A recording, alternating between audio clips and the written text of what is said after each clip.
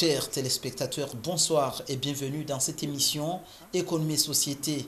Aujourd'hui, nous allons vous parler de l'Université du Burundi, les différentes réformes qu'elle est en train d'entreprendre pour poursuivre son objectif d'être leader au niveau de la région, ainsi que l'efficacité du nouveau système BMD, baccalauréat, master, doctorat, introduit depuis l'année académique 2011-2012.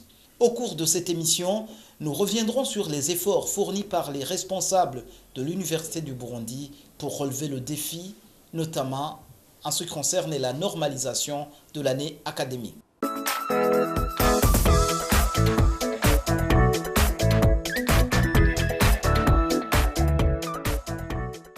C'est en 1958 que fut créée la faculté d'agronomie de l'Université du Congo belge et du Rwanda-Urundi. Cette faculté a été transférée à Bujumbura en 1960 et intégrée en janvier 1964, en même temps que les facultés de philosophie, lettres et sciences économiques à l'université officielle de Bujumbura, IOB. Le recteur de l'Université du Burundi, Gaspard Banyanyimbona, parle ici de l'organisation pédagogique et administrative actuelle de l'Université du Burundi. Cette université, officiellement, elle est là depuis 1964. Il y a 3 ans, elle a célébré son cinquantenaire. Et au début, ce n'était pas l'Université du Burundi comme telle, c'était plutôt l'IOB, Université officielle de Bujumbura. Mais en 1977, il y a eu une fusion de l'IOB et de l'ENES qui ont fait finalement l'Université du Burundi à son stade actuel. Elle a évolué au cours de l'histoire, bien sûr. Elle a commencé par un certain nombre de facultés, je ne vais pas y revenir. Mais actuellement, elle dispose de 8 facultés, 3 instituts, et un institut additionnel qui est l'Institut Confucius qui enseigne le chinois, donc qui fait, disons, le 4e institut pour en faire au total, disons, 12 structures vraiment de formation, facultés, instituts combinés. Toujours dans la logique de son rêve d'être leader dans la sous-région, l'Université du Burundi est déjà dans le système BMD, baccalauréat, master, doctorat, depuis l'année académique 2011-2012. La première promotion a déjà terminé le premier cycle de baccalauréat et les résultats sont excellents.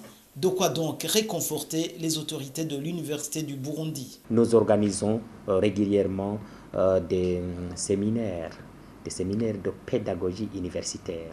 Nous comptons effectuer un encadrement de proximité. D'ailleurs, le règlement académique le consacre, je veux dire pour les étudiants par exemple, parce que la réussite de la réforme BMD, c'est vraiment une œuvre de tout le monde. C'est une œuvre de tout le monde. Les étudiants, ils sont appelés à étudier autrement. Les enseignants, ils sont appelés à enseigner autrement, éventuellement à évaluer autrement également. Les gestionnaires, nous sommes appelés à gérer autrement. Et donc, c'est vraiment un processus, mais de toutes les façons, nous sommes très optimistes. Alors, les échos qui nous parviennent nous disent que nos étudiants, que les lauréats de ce nouveau système s'acquittent très bien des tâches qui leur sont confiées par leurs employeurs. En effet, je dirais tout simplement que le nouveau système insiste beaucoup plus sur la professionnalisation de la formation, ce qui n'était pas le cas pour l'ancien système qui était beaucoup plus théorique. L'ancien système, que je connais très bien parce que moi-même je l'ai suivi, insistait beaucoup plus sur les théories, sur l'acquisition, n'est-ce pas, des connaissances. Mais aujourd'hui, c'est beaucoup plus la professionnalisation qui est mise en avant par ce nouveau système BMD. Donc, on est tout à fait content des échos qui nous parviennent et nous pensons que c'est un système, si vous voulez, qui va beaucoup améliorer le processus de formation de nos étudiants. Le système BMD a une plus-value. Pourquoi? Parce que ça nous permet de nous intégrer dans les autres systèmes éducatifs. Parce qu'on ne forme pas un universitaire local. Même le mot universitaire, en fait, ça renvoie à l'universel. Donc, le système BMD nous aide à nous à nous désenclaver, si je peux recourir à ce terme. Le programme se déroule mieux dans une période très courte. Je peux dire que seulement 3 étudiants n'ont pas pu réussir dans un nombre de 54. Ainsi, l'Université du Burundi s'est dotée en novembre 2012 d'un plan stratégique avec un échéancier clair prévoyant la réalisation de buts spécifiques et les moyens de les atteindre. Les principaux objectifs sont l'amélioration des enseignements, le renforcement de la recherche, l'augmentation des services rendus à la société, l'amélioration de la gouvernance universitaire, de l'organisation, du système de gestion, de la planification de l'Université du Burundi, la généralisation de l'utilisation de nouvelles technologies de l'information et de la communication et la modernisation de la gestion des ressources documentaires. Confiant de l'expérience positive vécue avec ce nouveau système BMD, rien ne peut donc bloquer l'Université du Burundi à poursuivre les réformes et à mettre sur pied d'autres paliers supérieurs au baccalauréat, à savoir le master et le doctorat. Bien déterminé à ce sujet, 22 programmes de master vont ouvrir les portes d'ici septembre prochain.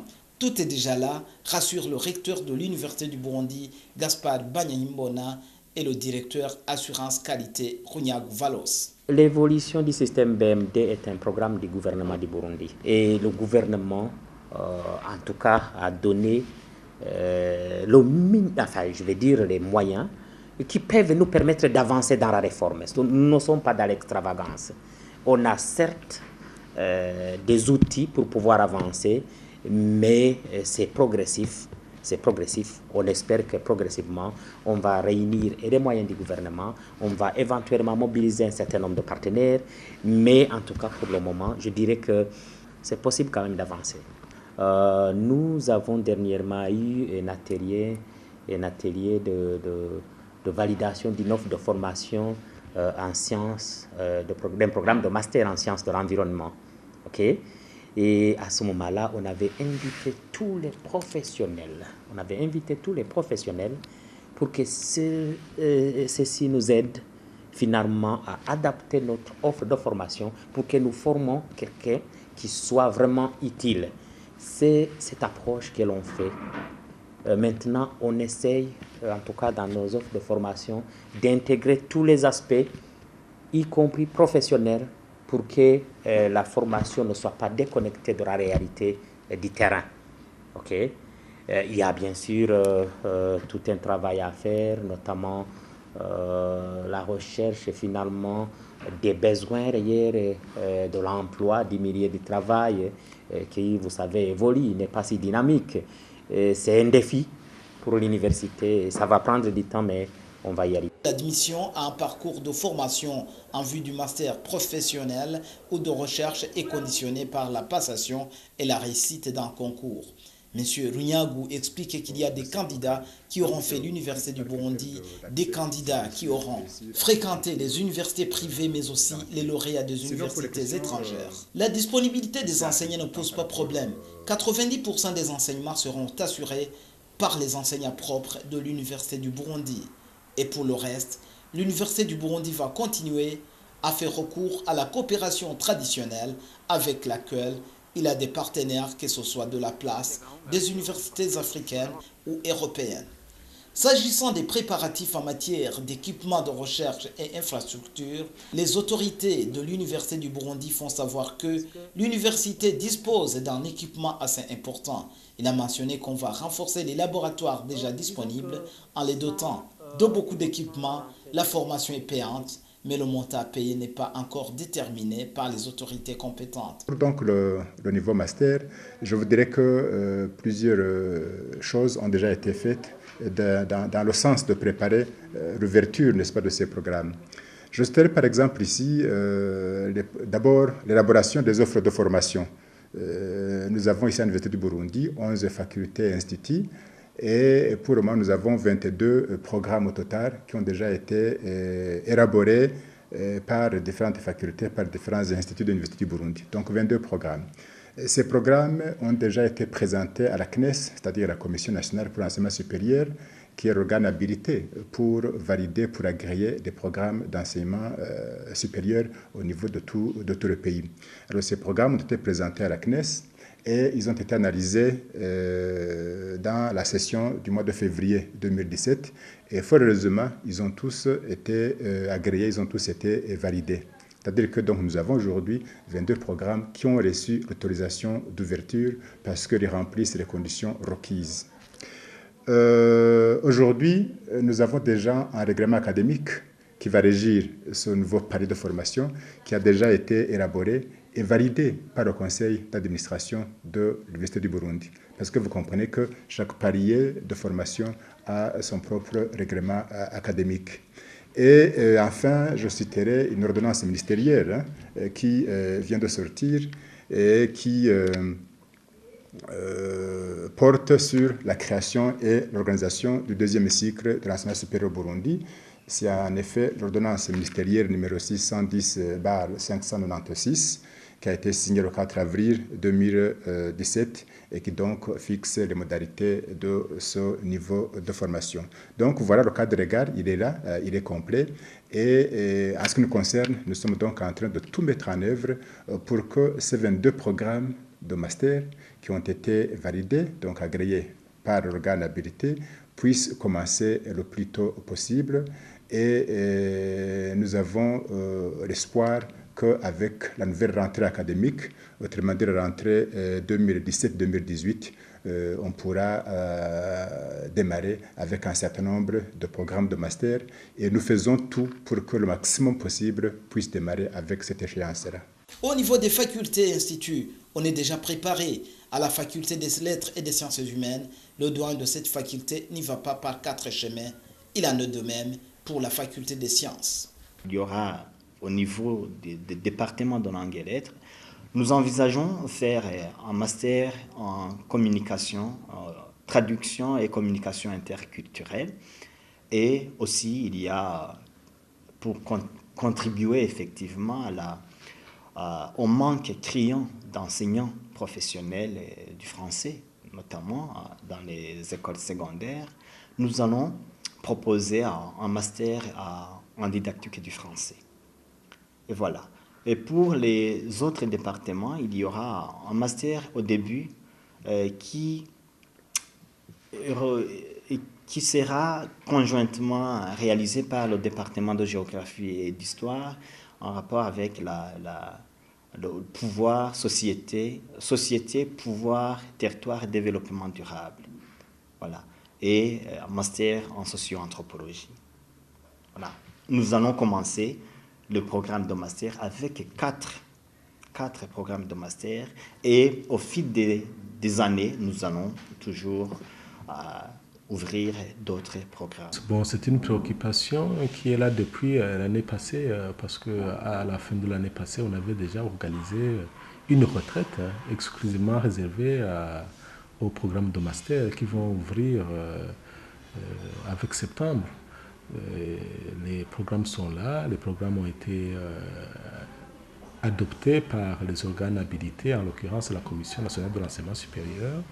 Et maintenant, nous sommes au niveau des préparatifs, rassembler les ressources nécessaires, que ce soit en termes de ressources humaines et ressources matérielles. Et généralement, en termes de ressources humaines, nous avons des professeurs, ils sont là. Et il est possible aussi qu'on puisse solliciter nos partenaires traditionnels à travers la coopération. Bon, on aura 4 filières qui vont ouvrir des programmes de master, mais la faculté des sciences sera également engagée à coordonner les activités d'un 5e master qui est celui-là transversal entre plusieurs facultés. Pour les 4 qui seront sous le contrôle exhaustif de la faculté des sciences, nous aurons un master au département de chimie qui s'occupera du contrôle et analyse chimique. Et il y aura également un master en biologie et écologie des organismes, c'est-à-dire qui concernera le département de biologie. Il y aura également pour la section polytechnique un master qui concernera la physique fondamentale et appliquée, ainsi que les mathématiques fondamentales et appliquées. Donc les deux départements de la section polytechnique, en l'occurrence le département de mathématiques et celui de physique, ouvriront également un cycle de master. L'autre niveau, le doctorat, dernier palier du système BMD, n'a pas été oublié. Cette école se concentrera dans un premier temps sur un nombre limité de domaines des sciences fondamentales et naturelles, de l'agriculture, des études médicales et des sciences humaines et sociales qui correspondent aux priorités de développement du Burundi, de la région des Grands Lacs et de la communauté de l'Afrique de l'Est. Le doctorat aussi, le dossier est déjà prêt, donc tout est déjà préparé. Il y a d'ailleurs une cérémonie de lancement de l'école doctorale et alors là, les candidats vont pouvoir venir se faire inscrire et vont pouvoir démarrer leurs travaux de recherche niveau doctorat. Effectivement, le 20 juillet 2017, Son Excellence Monsieur le deuxième vice-président de la République, Dr Joseph Butore, a procédé au lancement de l'école doctorale à l'Université du Burundi. Les responsables de l'enseignement supérieur du Burundi n'ont pas manqué à ce grand rendez-vous et la joie était totale. Le deuxième vice-président de la République a adressé ses félicitations à l'Université du Burundi pour ce pas de géant qu'il vient de marquer dans le paysage universitaire burundais et régional. Le pays attend que l'école doctorale puisse à terme inscrire le développement durable au cœur de cette thématique de recherche. Pour réussir les missions assignées à l'école doctorale, la Commission nationale de l'enseignement supérieur, CNES, est appelée à veiller au respect des standards en matière de la gouvernance et de la recherche, dont dépendra la crédibilité sur le plan national, régional et international. La CNES doit également rester exemplaire en observant une rigueur justifiée dans ses procédures d'analyse et d'adoption des dossiers de demande d'agrément en vue de promouvoir toujours la qualité. En un mot, une école doctorale est une école doctorale. Elle vise des objectifs de haut niveau qui se traduisent par une éducation, une discipline académique, scientifique et surtout patriotique. En adhérant à ces principes, vous aurez le soutien inconditionnel du gouvernement du Burundi qui considère cette étape comme une autre chance pour notre pays de démontrer à la face du monde que le Burundi n'est pas à la traîne en matière de l'enseignement supérieur. Sur le plan régional et international, la nouvelle école doctorale devra également compter sur les opportunités offertes par l'espace commun de l'enseignement supérieur, tel que le Conseil interuniversitaire de la communauté est-africaine et le Conseil africain malgache pour l'enseignement supérieur, dont le Burundi est membre, sans oublier les opportunités de coopération interuniversitaire sud-sud exploitées dans le cadre bilatéral. Nous sommes persuadés qu'en sollicitant l'expertise et d'ailleurs, la nouvelle école doctorale pourrait accroître rapidement son efficacité et ainsi rayonner à travers les activités de recherche et de l'innovation. Les programmes de formation et de recherche de l'école doctorale de l'Université de Burundi choisis devraient assurer en priorité une relève académique au niveau national pour combler le déficit criant en ressources humaines qualifiées. À ce chapitre, il importe de savoir que les dépenses entièrement assurées par l'État pour la formation des étudiants de troisième cycle sont estimées à 8 000 € par an et par étudiant. À cet effort traditionnel du gouvernement s'ajoute également le financement de 30 bourses doctorales pour chaque année, annonce faite par son Excellence Monsieur le Président de la République du Burundi lors de son discours d'ouverture des États généraux d'éducation, c'était en décembre 2014. Nous nous félicitons aujourd'hui pour ce pas franchi dans la concrétisation de la réforme de l'enseignement supérieur. Seulement, on sera encore plus heureux le jour où nous allons féliciter les premiers produits made in Burundi au titre de philosophie doctor ou PhD. L'année 1969, le 20 juillet, comme aujourd'hui, ce n'était pas un jeudi, mais c'était un dimanche. Ce jour-là, pour la première fois, Neil Armstrong marche sur la Lune et prononce sa phrase célèbre « C'est un petit pas pour l'homme, mais un pas de géant pour l'humanité ». Aujourd'hui, je suis tenté de le paraphraser en disant que aujourd'hui, le 20 juillet, c'est un petit pas dans l'espace académique du Burundi, mais un pas de géant pour tout le pays. Et c'est sur ce petit voyage dans l'histoire scientifique du monde que je déclare ouverte l'école doctorale Burundi. Vive le Burundi et sa matière grise. Je vous remercie. Forte d'un corps professoral de 288 enseignants, son principal établissement d'enseignement supérieur public burundais possède une bibliothèque de qualité au campus Mutanga. La création de la bibliothèque centrale en 1978 répondait à un besoin de la nouvelle institution Université du Burundi que les seules bibliothèques des facultés n'arrivaient pas à satisfaire. La bibliothèque centrale est un centre essentiel de la vie de l'université dans laquelle les études et les recherches se déroulent en faisant appel à ses services. Elle sert d'un appui à la logistique et à l'enseignement et à la recherche. Toujours dans le domaine de la recherche, l'Université du Burundi abrite plusieurs centres de recherche et projets de recherche qui ont une activité d'inégale fréquence et qualité. Tout cela dans le but de permettre aux étudiants et aux chercheurs de faire des travaux pratiques et d'études variées et au niveau des facultés et instituts. Ici, on peut noter par exemple ce laboratoire de l'Université du Burundi à la faculté de sciences et dans le département de chimie où nous avons rencontré les étudiants de l'ENS. Je réponds au nom de Menas Ngongao, étudiant mémorant de l'école normale supérieure. Nous sommes en train de faire des analyses des eaux usées qui se déversent dans le lac Tanganyika pour évaluer l'impact négatif sur notre lac. Nous faisons des analyses physico-chimiques, indicateurs du degré de la pollution de l'eau. Autre point qu'il faut souligner, on l'a dit en haut, la coopération interuniversitaire. L'Université du Burundi est membre de plusieurs associations interuniversitaires. Vous savez, avec le système BMD, dans ses exigences, je ne crois pas qu'il y a une université qui peut se dire « je suis vraiment une université complète et indépendante et je n'ai besoin de personne pour avancer ». Ça serait une illusion. Nous, bien sûr, même dans l'ancien système, l'Université du Burundi avait des partenariats avec d'autres universités.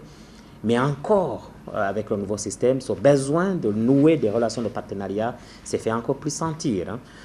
C'est dans cette perspective que c'était le 22 décembre d'ailleurs 2016 qu'on a signé avec toutes les grandes universités de la place des conventions de partenariat. Là, vous pouvez y aller en les classant, même sans critères. Vous allez retrouver que presque toutes les grandes universités de la place, nous sommes en partenariat formel avec des conventions de partenariat. Nous avons également signé des conventions de partenariat avec des universités africaines de renommée, comme l'Université Cheikh Anta Diop de Dakar, comme l'Université de Zambie. Nous sommes en perpétuelle négociation de conventions suivant les intérêts de l'Université du Burundi avec d'autres universités également. Nous avons des conventions de partenariat avec des universités européennes, l'Université de Liège, l'Université de Paris 1. Nous, d'ailleurs, c'était il y a 2 semaines. Nous avons également signé un accord de coopération avec l'Académie de médecine vétérinaire de Kazan en Russie. Donc, c'est vraiment un processus continu. Comme les intérêts de l'université sont gigantesques, nous faisons un choix stratégique, mais on n'a pas encore fini. Au-delà de cela, bien sûr, toujours dans le cadre de la collaboration, de la coopération interuniversitaire, nous sommes membres d'un certain nombre de réseaux universitaires. Mais en Russie, alors, l'Académie de médecine vétérinaire de Kazan, c'est une institution, je dirais, spécialisée dans la médecine vétérinaire et qui a maintenant plus de 100 ans d'expérience. En tout cas, ils ont produit le premier lauréat en 1894. En 1874, pardon. En 1874. Alors, pourquoi l'Académie d'État de médecine vétérinaire de Kazan nous a beaucoup intéressés? C'est qu'il faudrait juste jeter un coup d'œil un peu à gauche, à droite, à l'Université du Burundi ou dans d'autres institutions, vous n'allez trouver nulle part où il y a une formation universitaire en médecine vétérinaire. Il n'y a pas. Mais donc, ils ont ce que nous n'avons pas. Ils ont ce que nous cherchons. Et c'est dans cette perspective. Autre chose, c'est que ils ont quand même une tradition de former des médecins en médecine vétérinaire burundais. Ils en ont déjà formé, je crois, 4 ou 5. Et on a au moins 3 ou 4 qui sont déjà à l'Université du Burundi. Et donc, dans cet accord, nous recherchons bien sûr une collaboration immédiate, mais aussi un accompagnement pour la création de notre propre structure de formation en médecine vétérinaire. L'Université du Burundi se doit, pour réaliser ses objectifs, respecter le calendrier académique pour résoudre le problème lié aux années élastiques. Et là, la situation semble être maîtrisée, mais tout le monde doit se sentir concerné par ce qui se passe à l'Université du Burundi du point de vue académique et social et apporter sa contribution pour construire. L'année académique tend à se normaliser. Nous avons pris des mesures de gestion des années académiques, et notamment en instaurant un système de programmation semestrielle des activités. C'est-à-dire que l'année qui est organisée en 2 semestres comprend donc les enseignements, les examens, les stages et les excursions, c'est-à-dire les travaux de terrain. Et tout cela sera programmé dans un intervalle de temps de façon à connaître le début et la fin des activités. Et alors tous les ajustements possibles doivent se faire à l'intérieur de cet intervalle. Et donc nous comptons alors renormaliser la situation des années académiques afin de parvenir à couvrir toutes les activités durant 12 mois au maximum. Et ça va progresser jusqu'à avoir donc une année académique de 9 mois, comme ça se fait ailleurs dans les autres universités. Tout cela, étudier, enseigner, faire de la recherche dans la sagesse, mènera l'université loin et permettra à l'université de rallumer, de raviver plutôt, ça n'a jamais été éteint, ce flambeau qui nous qualifie de Rumuri. Ainsi s'achève cette émission. Je vous remercie de l'avoir suivi. Excellente suite de programmes. Que Dieu vous bénisse.